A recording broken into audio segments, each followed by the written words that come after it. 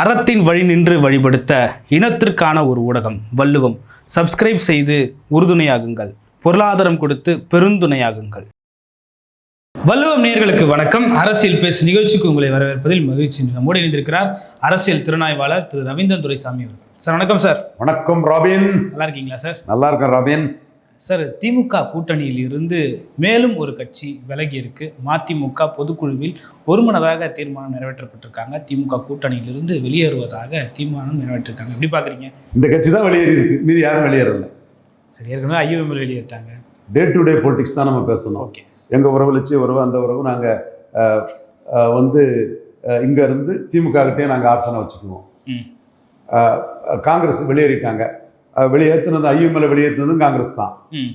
CPM CBI வெளியேற்றினதும் Congress தான். All India லெவலில் baby கிபி அந்த தங்கள் இவங்களெல்லாம் பேசி முடிவெடுத்து ஒரு ஒரு மோசடியான ஒரு, அதாவது ஸ்டாலின் முதல்வர்னு சொல்லிக்கிட்டு அதுக்கு தோற்று போனவங்கெல்லாம் சேர்ந்து விட்டகுறை தொட்டகுறையாக இருக்கவங்களாம் அதிகாரம் வரக்கூடிய அளவுக்கு ஒரு ஆட்சியை ராகுல் அமைச்சிட்டார். இதுவே ஒரு முறைகேடான ஒரு ஆட்சி ராகுல் அமைச்சது. நீங்கள் விஜயும் எடப்பாடியும் சேர்ந்து விஜய் முதல்வர், எடப்பாடி துணை முதல்வர்னா நியாயமான ஒரு ஆட்சி. இது யாரை தோக்கடிச்சாங்களோ, யாரை மக்கள் வேண்டான அரியணையிலேருந்து அகற்றினாங்களோ அவங்க கூட நின்றவங்களை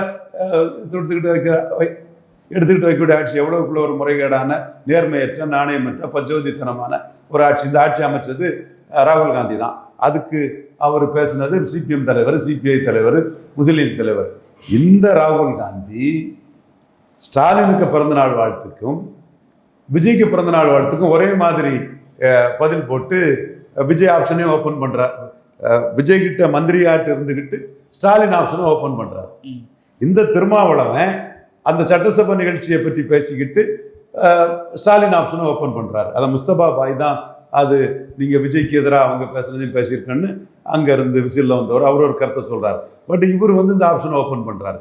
ரெண்டு கம்யூனிஸ்ட் காரணங்களும் இன்னைக்கு வந்து இந்தியா கூட்டணின்னு காங்கிரஸ் இருக்கிற இடத்துக்கு நான் வரமாட்டேன்னு சொன்னேன். ஸ்டாலினுக்கு கருத்து சரிதாங்கிற மாதிரி சிபிஎம்மும் சிபிஐயும் அகில இந்திய அளவில் இருக்கிறாங்க. அப்போ இந்த 4 கட்சிகளும் பாஜக கூட ஸ்டாலின் போகலைன்னா கண்டிப்பாக விஜய்கிட்ட 20 சீட்டு கொடு, 2க்கு பதிலாக 3 கொடு, 1க்கு பதிலாக 2 கொடு அப்படின்னு, எங்களுக்கு 2 போதாது 3 வேணும் 4 வேணும்னு பேரம் பேசுறதுக்கு ஸ்டாலினை பயன்படுத்துவாங்க. ஆனால் அண்ணா வைகோ அவுட்ரைட்டாக முடிச்சுட்டு போயிட்டார். விலகுன 5 கட்சிகள், விலகுன 6 கட்சிகள் வித்தியாசம் தெரியுதா? Congress, CPM, CBI, IUML, VCK, இவங்க பிஜேபி கூட ஸ்டாலின் போகலைன்னா ஸ்டாலினை காட்டி விஜய்கிட்ட பேரம் பேசுவாங்க. காங்கிரஸ் என்ன சொல்லுவான்? என் ஓட்டை தான் நீ வச்சிருக்க, பார்லிமெண்ட்னா அந்த ஓட்டை நான் எடுத்துருவேன், நீ 28க்கு மேலே வர முடியாது, நான் அந்த 7 ஸ்டாலின் கொண்டு கொடுத்தோம்னா ஸ்டாலின் ஏறிடுவார், ஸ்டாலின் ஜெயித்துருவார், அதனால எனக்கு இவ்வளோ சீட்டு போடு, எனக்கு வந்து அம்பாசமுத்திரம் தொகுதி எனக்கு போடு. விஜயை காட்டி 3 எம்எல்ஏயும் ஒரு ராஜ்யசபாவும் ஸ்டாலின் அடிச்சாங்கல்ல, ஸ்டாலினை காட்டி அப்போயே ஒரு ராஜ்யசபாவுக்கு அக்ரிமெண்ட் போட்டாங்கல்ல, இந்த வேலையை காங்கிரஸ் பண்ணுவாங்க. திருமாவளவனும் காங்கிரஸுக்கு அள்ளி கொடுத்துக்கிட்டு நமக்கு 1 சீட்டு தான் விஜய் சொல்லி முடிச்சுட்டாருன்னா சிக்கலாயிருமேங்கிறதுக்காக ஸ்டாலின் ஆப்ஷனை ஓப்பன் பண்ண பார்க்குறாரு. ஓகே, 2 கம்யூனிஸ்டுகளும் ஜெயலலிதா எதிர்கட்சியாக இருக்கும்போது 3 சீட்டு கொடுத்தாங்க. 2009ஆம் ஆண்டு ஆட்சிக்கு வந்த பிறகு ஒரு சீட்டு தான்ட்டாங்க. எப்போங்க அவங்க செல்வாக்கு இவ்வளோ தான்னு அடித்து துரத்திட்டாங்க. அப்புறம் 1/4%, 1/2% ஓட்டு எடுத்து ரொம்ப அசிங்கப்பட்டாங்க கம்யூனிஸ்டுகள். 2 எலெக்ஷன்லையும் 1/2% ஓட்டு கூட வரல. எடுத்து பாருங்க புள்ளி வரத்தை. இப்போ 2 சீட்டை வச்சுக்கிட்டு இந்த ஆட்சியை நாங்கள் தான் நடத்துகிற மாதிரி பண்ணிட்டு இருந்தா, அந்த பார்லிமெண்ட் எலெக்ஷன் டைமில் வரும்போது விஜய் ஒரு முடிவு எடுத்துட்டாருன்னு வைங்க, அப்போ இவங்க வந்து அந்த இடத்துக்குள்ளே சிக்கிக்கிடுவாங்க. அதனால திமுக ஆப்ஷனே ஓப்பன் பண்ணி எங்களுக்கு திமுக ஆப்ஷன் இருக்குன்னு ஒரு அரசியலை பண்ணுறாங்க. ஸோ ஒன்லி லீடர் திமுக ஆப்ஷனை அவுட்ரைட்டாக க்ளோஸ் பண்ணது மதிமுக மட்டும்தான். இப்போ புரியுதா உங்களுக்கு? சார், ஆனால் எம்எல்ஏக்கள் வந்து நாங்கள் திமுகவோடய இருக்கோன்ற மாதிரியான விஷயங்களை பேசியிருக்காங்க. அந்த பொதுக்குழுவையும் கலந்துக்கல, நேற்று உயர்மட்ட குழுவிலையும் கலந்துக்கல. இது ஸ்டாலினுக்கு செல்வாக்கு ஏறி இருக்குன்னு நம்ம எடுத்துக்கலாம். கண்டிப்பாக விஜய்க்கு மாற்று ஸ்டாலின் தான்ங்கிறத காட்டுது. மாற்றுன்னா எடப்பாடியும் ஒரு மாற்று தான், ஸ்டாலின் மட்டுமே மாற்று இல்லை, அது போய் மும்மனே தான். பெங்களூர் கர்நாடகா மாதிரி வந்துட்டு காங்கிரஸ், பாஜக, ஜனதாதளம், பாஜக, யாதவ், மாயாவதி, பாஜக, லால் யாதவ், நிதிஷ்குமார். ஒரு இது மக்கள் புரிதலுக்காக சொன்னேன். 3 லீடர் வந்துட்டாங்க. சும்மா இருதுருவம் அது இதெல்லாம் என்னமோ வந்து முழு பூசணிக்காய் சோத்துல மறைக்கிறது, உண்மையற்றது, நேர்மையற்ற நாணயமற்ற பிரச்சாரம் பலர் செய்கிறாங்க. அது போய் அப்போ பட் இருக்கிறதுல 2வது இடம்ங்கிறது ஸ்டாலின் தான் உறுதிங்கிறத காட்டுது.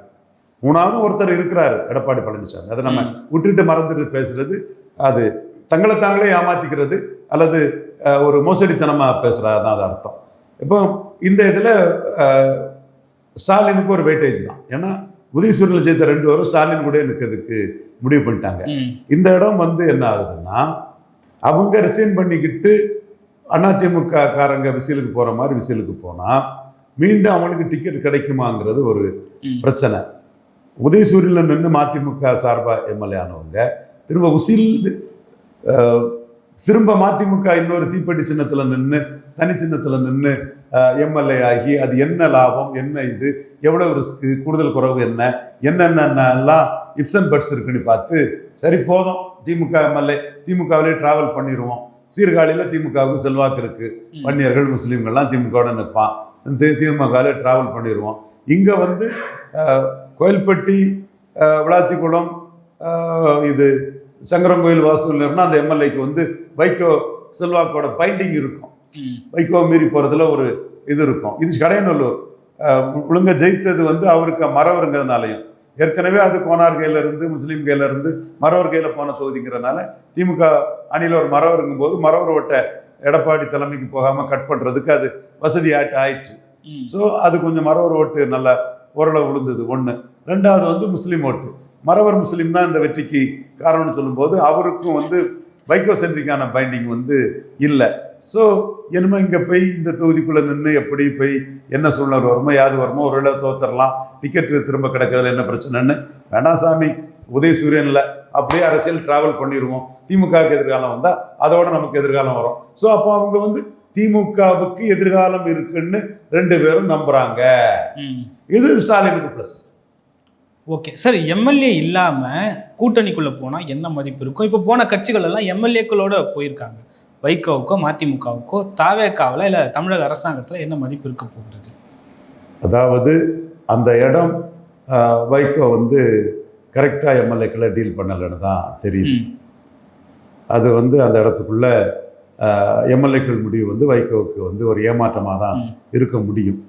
பட் இவங்க வந்து வைகோவுக்கு ஸ்டேச்சர், ஒரு எம்பி இருக்கிறாரு, ஒரு எம்பி துறை வைகோ ஒரு எம்பியாக இருக்கிறாரு. வைகோவுக்குன்னு ஒரு செல்வாக்கு வளையம் இருக்குது, ஒரு கிரெடிபிலிட்டி இருக்குது. ஒரு சரி உங்களுக்கு திமுக அணியிலேருந்து ஒரு கட்சியை குறைக்கணும்னு முடிவு பண்ணிட்டாங்க, அதுக்கு இது பயன்படுது. ஸோ அது வந்து கலைஞர் வந்து எம்ஜிஆரும் கலைஞரும் பண்ணுறது மாதிரி விஜய் பண்ணாருன்னா, வைகோவுக்கு ஒரு ராஜ்சபா கொடுத்தாருன்னா அது தகுதியான ஒருத்தருக்கு ஒரு ராஜ்சபா கொடுத்ததாட்டு எதிர்காலத்தில் அது பேசப்படும். அந்த இதில் மேலும் திமுக போன்ற கட்சியில் தான் பார்ட்டி பைண்டிங் ஜாஸ்தி. இது விஜய் கட்சி தானே, நான் வைகோ கொடுக்குறேன் ஏன்னா கட்சி நான் எவன் கேட்கறதுக்கு இருக்காங்க. ஸோ அந்த மாதிரி அண்ணன் வைகோவுக்கு ஒரு ராஜ்சபா கொடுத்தாருன்னா அது ஒரு ப்ளஸ் தான். நம்ம வந்து அவர் இந்த மண்ணுக்கும் மக்களுக்கும் போராடிய ஒரு தலைவர். நம்ம வந்து அவருக்கும் நமக்குள்ள இது வந்து 96ஆம் ஆண்டு அவர் பாமக மதிமுக கூட்டணி வராமல் பண்ணது நாம தான். நம்ம கோபம் கராத்தே செல்வின் தடாவில் கைது பண்ணதை இவர் வரவேற்றுட்டாருங்கிற கோபம் நமக்கு இருந்த அன்னைக்கு. அது அதை வச்சு சரியாக அந்த வயசு அந்த இது ஒரு நியாயமான ஒரு அணுகுமுறையில் ஒரு கோபத்தில் நெல்லை மாவட்டத்தை சேர்ந்த டிஆர் மோகன், சிவபாலன் இவங்கெல்லாம் வந்து நான் கன்னியாகுமரியிலேருந்து வந்தாலே இதை தான் பாடுவாங்க வைகோவுக்கு எதிராக. ஸோ அதுக்குள்ளே நம்ம ப்ளே பண்ணணும். அதுக்கு பிறகு அவர் ஒரு அரசியலுங்கிறது வந்து ஒரு பெரிய உயரத்துக்கு வர வேண்டியவர் வந்து ஒரு அரசியல் சூழ்நிலையில் வந்து அவருக்கு திமுகலேருந்து நீக்கப்பட்டதுமே அவரோட திமுகவை கைப்பற்றி திமுகவோட பெரிய உயரத்துக்கு வர வேண்டியவர் அந்த இடத்துல விழுந்துட்டார். அது பிறகு அவரோட அரசியல் வந்து ஒரு பார்கெனிங்கை ஏற்றுறது மாதிரி பண்ண மாட்டார். டப்புன்னு திமுக எதிர்ப்புன்னு சொல்லும்போது இவருக்கு 5, ராமதாஸுக்கு 6, இத்தனைக்கும் இவருக்கு 7-8 கொடுக்கணும், ராமதாஸுக்கு 5+1 கொடுத்தா அந்த மாதிரி பண்ணிட்டாங்க.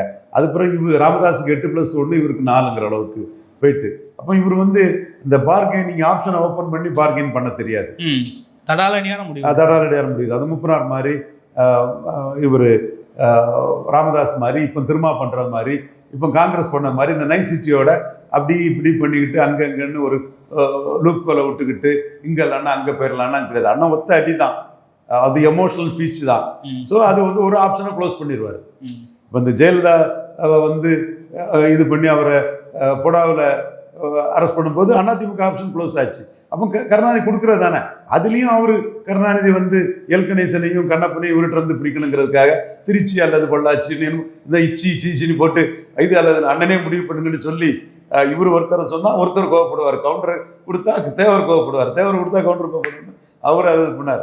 எல்லாம் அண்ணன் கடந்து வந்த பாதைகள். எனிவே அவர் வந்துட்டாரு, ஆப்ஷன் ஓப்பன் பண்ணி பொலிட்டிக்ஸ் பண்ணக்கூடியவர் அல்ல. ஒரு ராஜ்யசபா விஜய் கொடுத்தாருன்னா உண்மையிலே நமக்கு மகிழ்ச்சி தான்.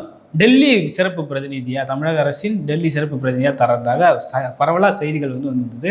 ஆனால் அந்த பதவியும் இப்போ வந்து கேவிஎன் ப்ராடக்ஷனோட நிறுவனருக்கு போயிருக்கு. அதை எப்படி பார்க்குறீங்க சார்? இல்லை, அது லாபிஸ்ட்டுக்கு தான் அந்த போஸ்ட் கொடுக்க முடியும். பாஜக மினிஸ்டர்கள்ட்ட நிதி வாங்குறது, ஒரு கன்ஃபரண்டேஷன் போகாமல் சென்ட்ரல் ஸ்டேட் ரிலேஷன்ஷிப் ஸ்மூத்தாக போகிறதுக்கு இவர் உதவியாக இருப்பார். பெரிய ப்ரொடியூசர், பல தரப்பட்ட கருத்து தொடர்பு இருக்கும்.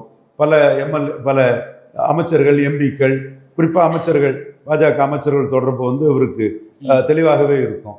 அது சென்ட்ரல் ஸ்டேட் ரிலேஷன்ஷிப் ஸ்மூத்தாக போகிறதுக்கு பயன்படும். பல மொழி தெரியும். ஸோ விஜய் தன்னுடைய ப்ரொடியூசர் நாமினிக்கு கொடுத்த மாதிரியும் ஆச்சு. இவர் மூலமாக சென்ட்ரல் ஸ்டேட் ரிலேஷனுக்கு லாபிக்கும் கன்னடம், தெலுங்கு, ஹிந்தி எல்லாம் தெரிஞ்சிருக்கும். ஃபிலிம் ப்ரொடியூசர் தானே. ஸோ அதுக்கும் அது பயன்படும்னு கூட்டி கணிச்சு பாரு, நமக்கு லாபம் கரெக்டாக வரும்னு போட்டிருக்காரு.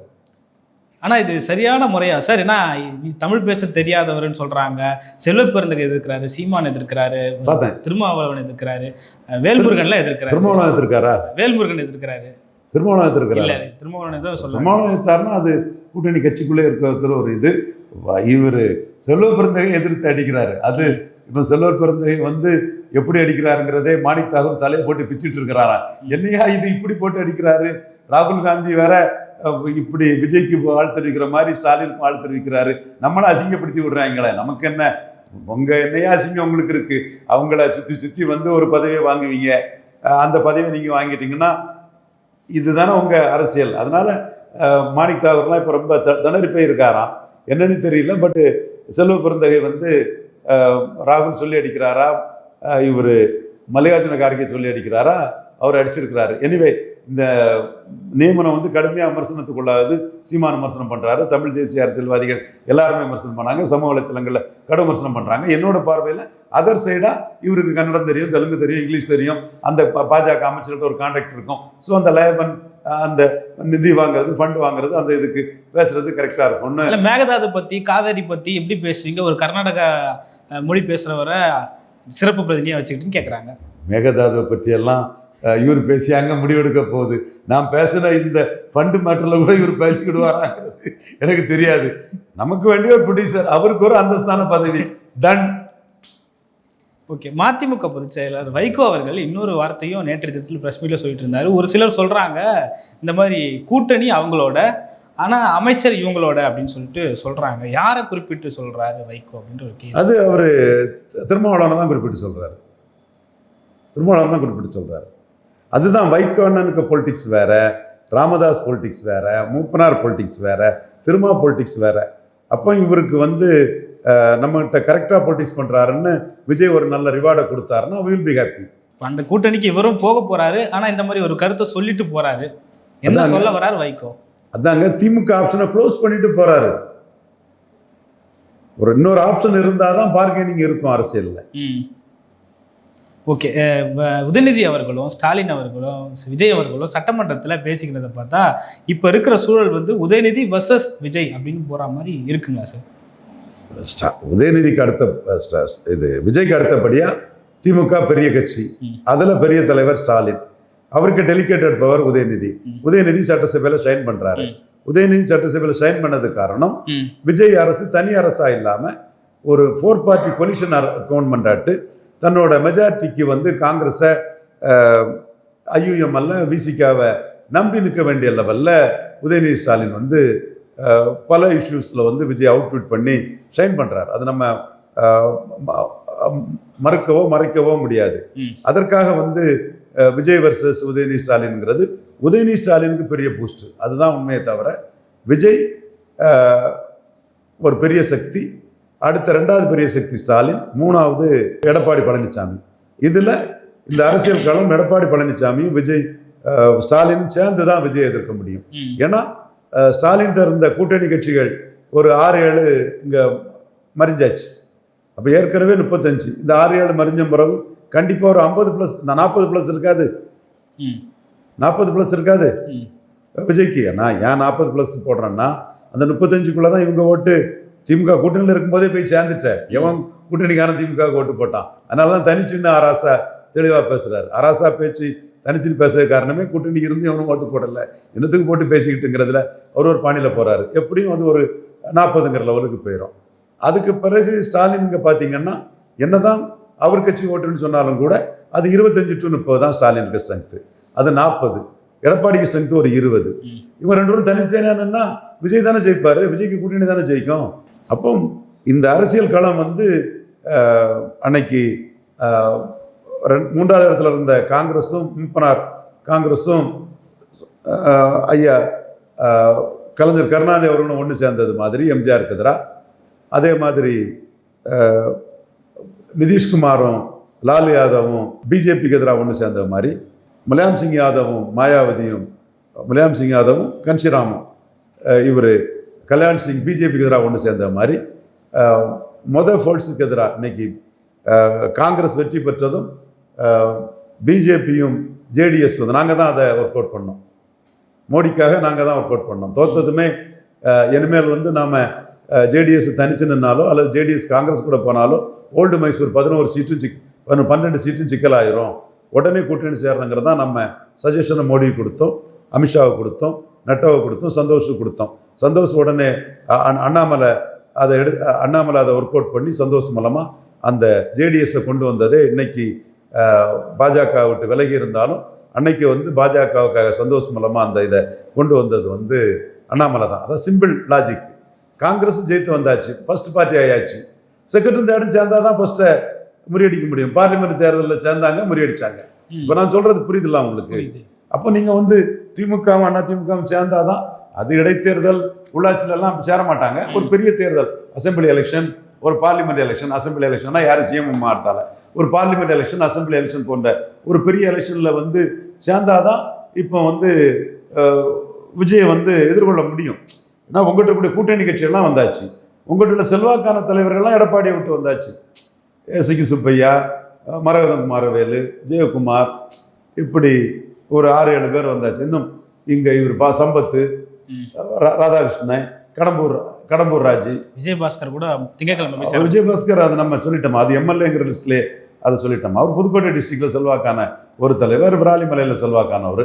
பட் ஸ்டேட் வைடு எடப்பாடிக்கு எதிர் இல்லை. ஸோ இவங்கெல்லாம் அதிமுகக்குள்ள இப்படி போன பிறகு ஸ்டாலின் விஜய் வந்து கூட்டணி கட்சிகளை திமுகலேருந்து எடுத்து பலப்பட்டிருக்காரு, பிரமுகர்களை அதிமுகலேருந்து பலப்பட்டிருக்காரு. இந்த பிரமுகர்களும் கூட்டணி கட்சியும் இல்லாமலே உங்களை தோக்கடிச்சிருக்கிறாரு. அப்போ நேச்சுரல் ரிசல்ட் என்ன? நாம் லூசர்ஸ் வில் யுனைட், அதுதான். பட் யுனைட் ஆகக்கூடிய இடம் ஒரு இடைத்தேர்தலா, அது வேலைக்கு ஆகாது. ஒரு உள்ளாட்சி தேர்தலா வேலைக்கு ஆகாது. உள்ளாட்சி தேர்தலில் அவங்க என்ன சொல்லுவாங்க, விஜய் தாக்கு பிடிக்க மாட்டார், விஜய்க்கு ஒன் டைம் ஓட்டு தான், அந்த மாதிரி நம்ம வந்துடுவோன்னு கூட நிற்பாங்க. பட் ஒரு பார்லிமெண்ட் எலெக்ஷன், அசம்பிளி எலெக்ஷன் மாதிரிப்பட்ட ஒரு எலெக்ஷனில் ஸ்டாலினும் எடப்பாடியும் ஒன்று சேராமல் விஜய் அணியை பலம் அதிமுக 2ஆம் கட்ட தலைவர்கள் மூலமாக பலம் பெற்றிருக்க, திமுக கூட்டணி கட்சிகள் மூலம் பலம் பெற்றிருக்க தாவேக்காவை எதிர்கொள்றது கஷ்டங்கிறது என்னோட பார்வை. ஓகே சார், சட்டமன்றத்தில் முதல்வர் விஜய் அவர்கள் பேசுகிறப்போ சொல்லியிருந்தாரு, நாங்கள் தான் அனுப்பிவிட்டோம், நாங்கள் அனுப்பிவிட்டதுனால தான் ஆட்சியே நடக்குதுலாம் வந்து பேசுகிறாங்க. மக்கள் சக்தியால் நடக்குது, மனசாட்சி உள்ள சக்தியால் நடக்குது, மார்க்சிஸ்ட் கம்யூனிஸ்ட் கட்சிகள் எல்லாம் அவங்களோட முடிவை சுயேட்சையாக எடுத்துகிட்டு வந்தாங்க அப்படின்னு சொல்கிறாங்க. இல்லை இல்லை இல்லை, அது விஜய் சொல்கிறது தவறு. நீங்கள் ஸ்டாலினை முட்டு கொடுத்து ஸ்டாலின் தான் மீண்டும் வரணும்னு சொல்லி விஜய் சொன்ன சீய சக்தியை தான் வரணும்னு சொல்லிக்கிட்டு தோற்று போனவங்களுக்கு விட்ட குறை தொட்ட குறை 5க்கு 2 கிடச்சி, 8க்கு 2 கிடச்சி, காங்கிரஸுக்கு ஒரு 5 கிடச்சி, இப்படி கிடைச்சவங்களை வச்சுக்கிட்டு நீங்கள் ஸ்டாலின் முதல்வர்னு சொல்லிக்கிட்டு தாவேக்காட்ட போய் சேர்ந்துருக்கீங்க. நீங்கள் எலெக்ஷன்ஸ்க்கு முன்னாடி எந்த கட்சி கூடாதுன்னு சொன்னாரோ அந்த கட்சிக்கு கூட நின்றவங்க நீங்கள். உங்களுக்கு மந்திரி சபையில் இடம் பெறதுக்கு அருகதை கிடையாது. தாவேக்காவும் அதிமுகவும் சேர்ந்து அந்த 108 53 அதில் 47 அதிமுக அவங்க அணி அமைச்சா அது இயற்கையானது, நியாயமானது. ஆளுங்கட்சியும் ஆளுங்கட்சியோட ஆதரவாளர்களையும் தோக்கடிச்சவங்க. அவர் 108 தொகுதியில் தோக்கடிச்சாரு, இவர் 53 தொகுதியில் தோக்கடிச்சாரு, இண்டிவிஜுவலா 47 தோக்கடிச்சாரு. விஜய் முதல்வர், எடப்பாடி துணை முதல்வர்னு சொன்னா அது நியாயமான பார்வையாகும். இது ஆளுங்கட்சிக்கு ஆதரவு கொடுத்து ஆளுங்கட்சி கூட சேர்ந்து தோத்து விட்டகுறை தொட்டகுறையா 1-2 பேர் வந்தவங்க அவங்க முறையற்ற ஒரு பதவி வெறி அரசியல்ல தாவேக்காவை ஆதரிக்கிறாங்க. இது தவறான ஒரு அரசியல் தான். ஸ்டாலின் முதல்வர்னு சொன்னவங்களை வச்சுதான் ஸ்டாலினுக்கு இது விஜய்க்கு அரசு ஓடுங்கிறது 100க்கு 100 உண்மை. அதனால தான் நான் சொல்றேன், நீங்க 5 நிமிஷம் பேசியே இவ்வளவு தோத்துட்டா நாங்க அதிகம் பேசினா என்னன்னு சொன்னீங்க. ஓகே, உங்க இம்பாக்ட் என்னன்னு தெரியறதுக்கு முன்னாடி சொன்னது வேற, உங்க இம்பாக்ட் 35 தெரிஞ்ச பிறகு வேற. உங்க இம்பாக்ட் 35 தெரிஞ்சாச்சு இல்ல, இனிமே நீங்க ஹெட்டே என்டிஆர் மாதிரி கலைச்சிக்கிட்டு வச்சு நீங்க ஒரு 140 144 வந்திருக்கிறீங்க பிடிச்சி எடுத்து. இயல்பாட்டே நீங்க 144 விசில ஜெயித்துவாங்க, நாங்க ஒத்துட்டு போறோம். நீங்க ஸ்டாலின் 2021 ஸ்டாலின் மாதிரி ஒரு பெரிய தலைவர் தான். இப்ப 2021 ஸ்டாலின் 2/3 எம்எல்ஏக்கள் ஆதரவு ஸ்டாலின் முதல்வர்னு சொல்லி வந்த ஒரு தலைவர். உங்களை நீங்க முதல்வர்னு சொல்லி வந்தது வெறும் 108 தான். ஸ்டாலின் முதல்வர்னு சொல்லக்கூடிய வச்சுதான் நீங்க சிஎம்ஆ இருக்கிறீங்க. இது 100க்கு 100 உண்மை. இதை விட்டு நீங்க என்ன பேசினாலும் அது வெறும் பேச்சு தான், யதார்த்தம் வேற. இந்த யதார்த்தத்தை நீங்க ஒத்துட்டு போங்க. அல்லது ஸ்டாலின் பெரிய ஆளு தான் 2021 ஏன் ஆட்சி இது தாண்டி 4 கட்சி கூட்டணி ஆட்சி தானே அக்செப்ட் பண்ணுங்க. அல்லது நீங்க ஹெட்டே என்டிஆர் மாதிரி நீங்க டிசால்வ் பண்ணிக்கிட்டு அப்படி ஜரூரா 150 160 உட்காருங்க, விசில்ல பாராட்டிட்டு போறோம். சார், சிலர் சொல்றாங்க அப்படி ஒருவேளை நடந்தா 150க்கு மேல. அதான் நான் மறுக்க வரலையே. இம்பாக்ட் தெரியாமலே 35 வந்துட்டீங்க. உங்ககிட்ட ஸ்டாலின் கூட்டணி கட்சிகள் 5-6 வந்துட்டாங்க. தென் சட்டமன்ற தேர்தல்னா இப்போ ஸ்டாலினும் எடப்பாடி யார் சிஎம்ங்கிறதுல சேர்றதுக்கு பெரிய சிக்கல் இருக்கும். எடப்பாடி இந்த பிரமுகர்கள்லாம் உங்கள்கிட்ட வந்துட்டாங்க. என்டிஆர் மாதிரி ஹெக்டே மாதிரி கலைச்சிக்கிட்டு நீங்க சொல்லக்கூடிய எண்ணிக்கை வர வேண்டியது தானே. வந்தா யாரு அது பிறகு உங்களை குறை சொல்லிட முடியும். இப்ப நீங்க 2021 ஸ்டாலினுக்கு இணையானவர் அல்ல. ஸ்டாலின் 2021 முதல்வர்னு சொல்லி அவருக்கு தனி மெஜாரிட்டி உதயசூரியன்ல வந்து அவரை முதல்வர்னு சொல்லி 2/3 டோட்டல் எம்எல்ஏக்கள் ஜெயித்தாங்க. அதுவும் இது இல்லை, நீங்க வரும் 108 தான். இதுதான் உண்மை. ஓகே, அம்பேத்கரோட 100 ஆண்டு கால கனவை நாங்க தான் நிறைவேற்றியிருக்கோம் அப்படி சொல்லியிருந்தாரு. கிட்டத்தட்ட 8க்கும் மேற்பட்டோர் பட்டியல் சமூகத்தினருக்கு நாங்கள் அமைச்சரவையில் இடம் கொடுத்தோம். அது நீங்க 6 கொடுத்துருக்கீங்க. 5 ராகுல் காந்தி, மல்லிகார்ஜுன கார்கே காங்கிரஸ்ல இருந்து 2 அமைச்சர்னு சொல்லும்போது ஒரு அமைச்சரை காங்கிரஸ் சொல்றாங்க. அப்ப காங்கிரஸ்ல ஒரு நாடார், ஒரு கிறிஸ்தவ நாடார், ஒரு முஸ்லீம்னு சொன்னா நீங்க காங்கிரஸ்ல தலித்தை தான் கொடுக்கணும்னு சொல்ல முடியுமா? அது காங்கிரஸ் முடிவு பண்றாங்க. அது மல்லிகார்ஜுன கார்கே அங்க இருக்கிறதுனால நடக்கு. தப்பு இல்லை, நான் அதை வரவேற்கிறேன், பாராட்டுறேன். ஒரு லீடர் தான், அவரை வரவேற்கிறேன், பாராட்டுறேன். பொது தொகுதியில் கேண்டிடேட் போடுறாங்க, வெற்றி பெறாரு, வராரு. அதே மாதிரி திருமாவளவன் இவ்வளவு நாள் போராடி எடுத்து அவர் மன்னி அரசு பண்றாருன்னா அது திருமாவளவன். இதோட தனித்தன்மைங்கிறது ஒரு காங்கிரஸ்ல கக்கன்னு இருக்கிறது தாண்டி, திமுகவில் ஆராசா போனவங்க இருக்கிறத தாண்டி, சத்யவாணி முத்து அதிமுகவில் இருந்ததையும் தாண்டி, இது முழு ஐடென்டிட்டியோட ஃபுல் பிளட்ஜா அந்த ஒரு பவர்ங்கிற லெவல்ல ஒரு அசெக்டிவா இருக்கிற ஒரு சகோதரர் வன்னியரசு. ஸோ இந்த 2ஐயும் தவிர்த்துக்கிட்டு 6 நீங்க கொடுத்துருக்கீங்கல்ல, அதுக்கு கிளைம் பண்ணுங்க. இந்த 8 கிளைம் பண்ணுனா அது தாவேகா, காங்கிரஸ், பிசிகா கூட்டணி ஆட்சி 8 கொடுத்துருக்குன்னு கிளைம் பண்ணுங்க. தாவேகா 6 கொடுத்துருக்கு. ஸோ இந்த இடத்துக்குள்ள 2ஐயும் கிளப் பண்ணி கிளைம் வைக்கிறது நியாயம் இல்லை. இண்டிவிஜுவல் கிளைம் ஆட்டு விஜய் 6 கிளைம் பண்றது பாராட்டுக்கள், அது பெரிய விஷயம்தான், நல்லதுதான் பண்ணியிருக்கிறாரு. அதுல நம்ம மாறுபட்ட கருத்து இல்லை. ஆனா நீங்க 8க்கு கிளைம் வச்சீங்கன்னா டிவிகே கொலிஷன் கவர்மெண்ட்டுக்கு தான் 8க்கான கிளைம் வைக்க முடியும். ஓகே, பல்வேறு கருத்துக்களை பகிர்ந்து கொண்டீங்க. மற்றும் ஒரு கால் சந்திப்போம். நன்றி சார்.